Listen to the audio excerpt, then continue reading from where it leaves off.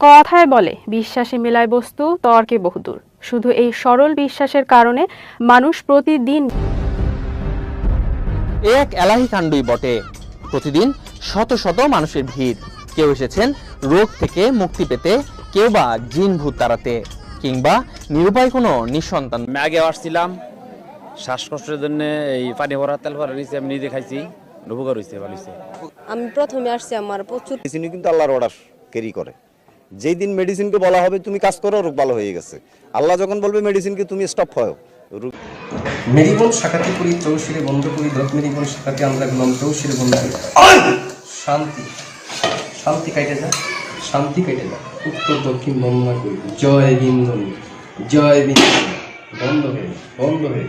আপনার কাছে এখন কি ধরনের রোগী বেশি আসতেছে? রোগী বেশিরভাগ আসে ওই যে স্বামী স্ত্রী অমিল, আচ্ছা আচ্ছা, তারপরে ভাই ভাই মিল নাই, তারপরে মনে করেন যে সততা বিলে ফেলায়, আচ্ছা। জায়গা জমি নিয়ে মামলা, তারপরে মনে করেন টাকা নিয়ে আটকিয়ে রাখছে, এরকম কিছু রোগী আমার কাছে আসে।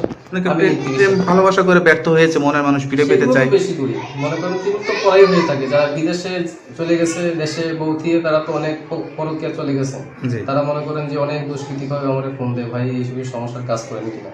এগুলো তো আমি ইনশাল্লাহ করি। বাংলাদেশেও পাইছি, সিলেটে পাইছি, চট্টগ্রামে পাইছি, বিভিন্ন জায়গায় বিভিন্ন কাগজপত্র পাইছি, আমি ভারতেও অনেক পাইছি। কথা বুঝতে পারছেন, এই যে আমার সার্টিফিকেট দেখতেছেন, এগুলো সবই সার্টিফিকেট। আচ্ছা আচ্ছা, সেটাই সার্টিফিকেট তো আপনার অনেক ভারী, আপনার অভিজ্ঞতা অনেক ভারী, যেহেতু আপনি অনেক দিন ধরে এই পেশায় জড়িত আছেন। লাইসেন্স করার লোক তো আমরা, সেটাই, লাইসেন্স ছাড়া কোনো কাগজপত্র দিয়ে আমরা চিকিৎসা করি না। সেটাই সেটাই। লাইসেন্স।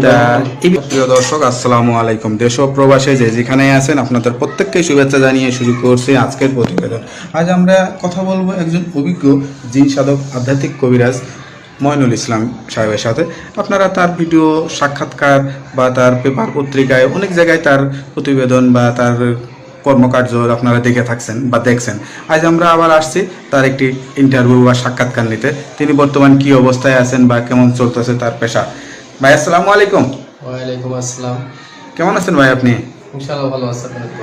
তা কেমন চলতেছে আপনার সাথে? তো সাক্ষাৎকার আসলে অনেকদিন হয় না, অনেকদিন পরে আবার আসলাম। তা আসলে নিচে আপনিও আগে পরে নিয়েছেন সাক্ষাৎকার, কি আমি আগেও পরেও আমার ভিডিও দেখছেন, ইউটিউব দেখছেন, যারা ওই দেশের বাইরে এবং দেশে আছেন, যে বিভিন্ন রোগে ট্রিটমেন্ট করি, বিভিন্ন কিছু জিনিস শিক্ষা, জীবনে আমার অনেক কিছু পাওয়া আছে, আমি কিছু জিনিস শিক্ষা করি, মানুষের উপকার করি।